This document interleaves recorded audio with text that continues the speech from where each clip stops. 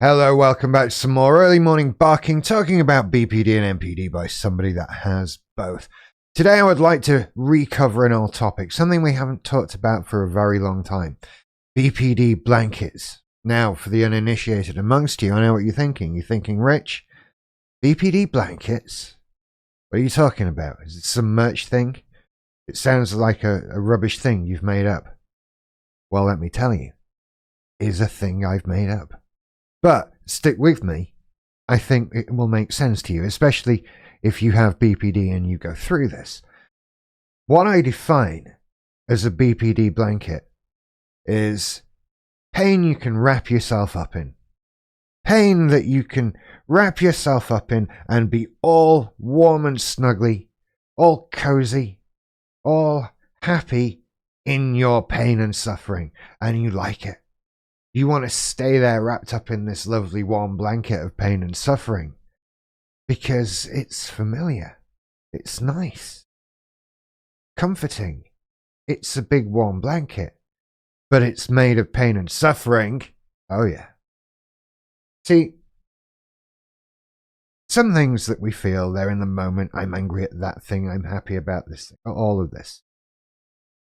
But with BPD, you can just be sat there minding your own business. Maybe you're watching a movie, maybe you're playing a game on your phone, whatever.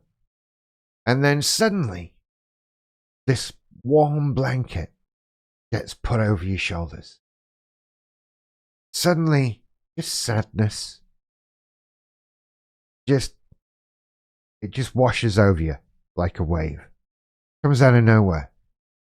And it wraps you up. And you'll start going over in your head all of the things that make you sad. That time something died, that time somebody left me, that time I proved to myself once again I don't deserve love or anything. And you'll play it through and you'll wrap yourself up in this sadness and you'll sit there and we can go from happy to crying in 10 minutes. It's a great, great thing to live with. And shaking yourself out of these blankets is difficult, right? You've got to get out. And you know what it's like when you're all warm and cozy in a blanket and it gets like the air from outside gets to you. Maybe it touches some skin or something like that. And it might as well be somebody putting an ice cube down the back of your neck. That kind of, oh, I don't want to get out of my blanket. Well, what it feels like, even though it's a blanket of sadness. There's lots of emotions we can wrap ourselves up in. Defeat, despair. Anything with wallowing. Blankets are good for wallowing. But they come out of nowhere. We don't necessarily need to have something. They can be inspired by real life events, you know, that kind of thing. Like, I'm sad about that. I've lost that. I failed at that. I'm going to go and wrap myself up in a blanket. Yeah. Sad music, walking away like Charlie Brown. That's us. And so these blankets, they're bad for us, but they feel so good. It's familiar. Something I struggled a little bit with going through therapy was not feeling awful. I mean, it sounds a bit ridiculous, right? Like, how do you struggle with that? I've not really felt it before. It was a new emotion, not awful. It was a new life experience, something I remember from early childhood, perhaps, something like that. But no, not in adulthood. And so you've got to like readjust to new life feelings, to new life circumstances, and not feeling awful. And shaking these blankets is just like that. You've got to change your state of mind. You've got to change your state of being. You've got to move from one thing to another and transition, and that's difficult. It's much easier to stay wrapped up, isn't it? To just sit there feeling bad, like Eeyore, saying thanks for noticing. Well, I notice, but what are we going to do? Because I've been there. Right? I've been there, and sometimes, yeah, you want acknowledgement, you want noticing, but don't you want to get out of the blanket? Don't you want to get out of the blanket? I mean, really? we have this rational brain and our irrational brain, and our irrational brain is what's keeping us in the damn thing, and rationally we know I've got to get out the blanket. I don't need to just be wrapped up in sadness and despair and all of that sort of thing. It's so easily done. I can be pushed into it by so many things. Look, I've got this double trouble thing going on of the emotional instability of BPD mixed with the emotional instability of ADHD. At least I'm not bipolar, I guess. But both of these situations, I can be thrown into despair and sadness in the blink of an eye. It just takes hearing the wrong song on an advert. It doesn't take much at all. It never has. But, you know, that's never improved. That was kind of what made me feel there was still something wrong after therapy with the BPD. It's like, well, I'm a bit too emotionally unstable. But anyway, I digress. So I have a little tactic that I use. You see, for me, and this is just what I do. Your mileage may vary. I always say that. I should get that on a t-shirt. Your mileage may vary. It's not exactly a unique catchphrase, is it? I have a button on my phone. Oh, I don't know how well you can see that the little white cross there.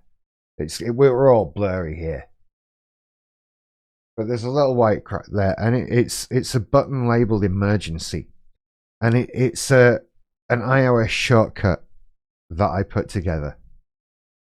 And when I press it, my phone plays the song Tequila by the Champs.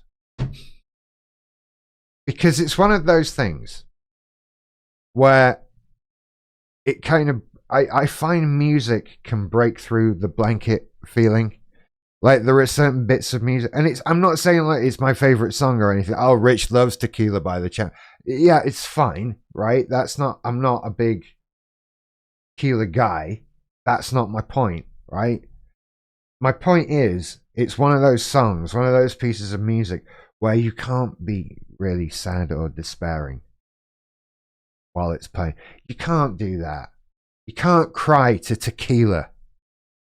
You can cry with Tequila, but you can't cry to the song. You can't be, because as soon as it starts, it sort of takes over a little bit. You start off sad and you're ignoring it. You're just trying to ignore the song. But this beat keeps going and it keeps going, and the saxophone keeps playing, and you're just waiting for the moment where you're going to say Tequila.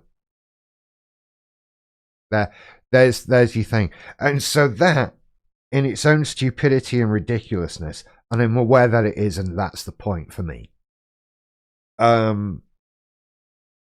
is enough to sort of shake me a little bit. It's enough to just, oh, hang on, I'm in a blanket of despair. Get out the blanket, this is silly, right?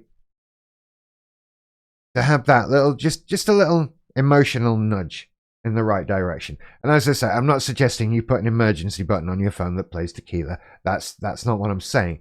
But it's good to have happy go-to things, right? Maybe it's a bit of music. Maybe it's a YouTube clip that makes you absolutely piss yourself laughing every time you watch it. That's a good one. Maybe it's a movie. And I'm not talking about comfort stuff. I'm talking about stuff that you can't avoid being made happy by. There's stuff like that out there. That is one example. And I have a playlist of other things. I'm not going to read it out, actually. Never mind. I have a playlist of similar songs. That's just, you can't be sad. You're not allowed to be sad while James Brown is singing. That's against the law. And so it pulls you out of it. And that's just the music bit. This is just my own little suggestion, of course. Therapy helps. It's good if you're not actually in despair about something. I mean, that's the other thing, right? You know, we have to acknowledge that life can be bad sometimes, and things that make us feel sad and despair do come along. We just want to handle those emotions properly.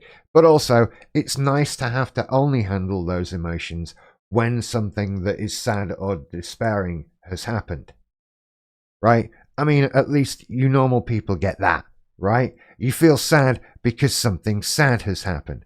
We feel sad because it's Tuesday afternoon and our brain has gone, hey, you need to feel sad now for some reason. I don't know.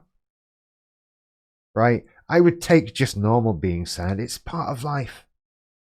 We have ups and downs. We have happy moments and moments. But, you know, it would be nice for them to at least have a reason behind them. Just saying. Anyway. Do you have blanket emotions? Do you have emotions that you wrap yourself up in? I always mean to make videos about this with a blanket, and I never remember to do it. I have many blankets, but never mind. Anyway, I know a lot of you are switching off right now, so I'll speak to the loyal and faithful. Hello, people.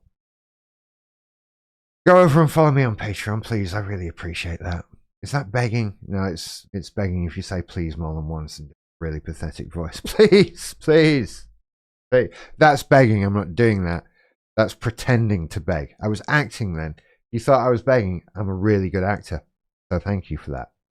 Go over and visit me on Patreon at patreon.com/earlymorningbarking and just support me. I'm not going to sell you what I'm posting there. I'm posting stuff there. You can see it. But I'm not going to be like, hey, if you go there, you'll get this amazing content. It's stuff, right?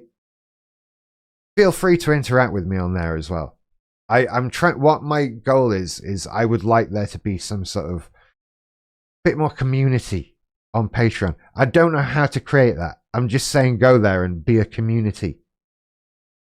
I'm aware that's probably not the most productive way of doing this. I do get that, but I appreciate those of you who tolerate me and indeed endorse and encourage me. That is great. Follow me on the socials. There's links everywhere. You're clever people and you'll find it. I appreciate that as well. So I will see you again in other videos. Like and subscribe. Blah, blah, blah, blah. See you later. Bye-bye.